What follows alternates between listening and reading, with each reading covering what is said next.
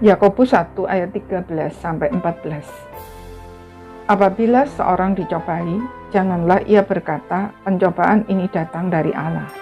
Sebab Allah tidak dapat dicobai oleh yang jahat, dan ia sendiri tidak mencobai siapapun.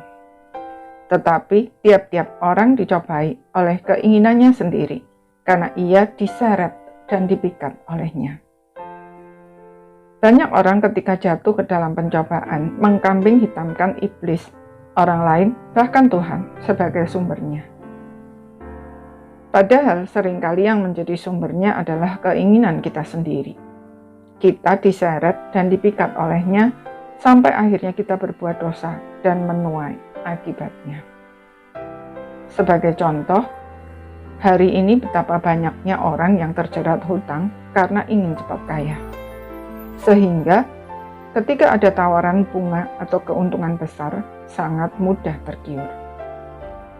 Sebaliknya, walaupun di depan mata kita ada setumpuk uang yang bukan milik kita, jika kita tidak punya keinginan untuk memilikinya, maka kita tidak akan tergoda untuk mengambilnya.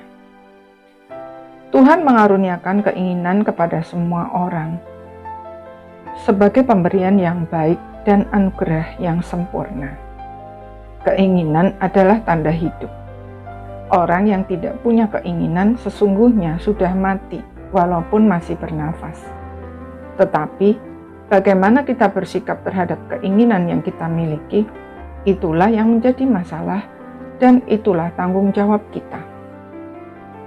Jika kita mengarahkan keinginan kita kepada hal-hal yang kudus dan yang bersifat kekal, maka kita akan menghasilkan karya layanan yang memuliakan Allah dan memberkati sesama. Sebaliknya, mengarahkan keinginan kita kepada hal-hal yang berdosa atau yang bersifat sementara berarti membawa diri sendiri ke dalam pencobaan. Jika ini yang kita lakukan, berarti kita memberi tempat berpijak kepada iblis untuk menghancurkan hidup kita.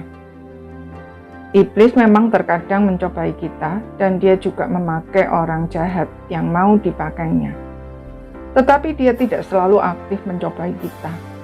Dia hanya mengambil kesempatan yang kita ciptakan sendiri dengan tidak bersikap benar terhadap keinginan kita. Itulah sebabnya Paulus berkata, janganlah beri kesempatan atau tempat berpijak kepada iblis. Jadi jelas bahwa sumber pencobaan adalah keinginan kita sendiri. Tetapi jalan keluarnya bukan dengan mematikan keinginan. Sebab jika kita mematikan keinginan kita, berarti kita mematikan kemanusiaan kita.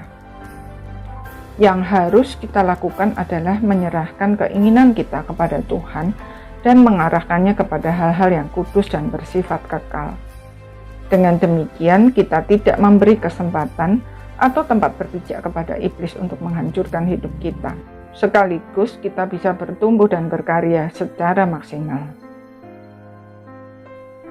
Kiranya setiap pemberian yang baik dan setiap anugerah yang sempurna yang dikaruniakan Allah kepada kita dapat kita pergunakan sesuai dengan maksudnya.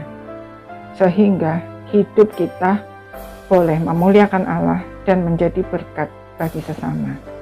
Amin.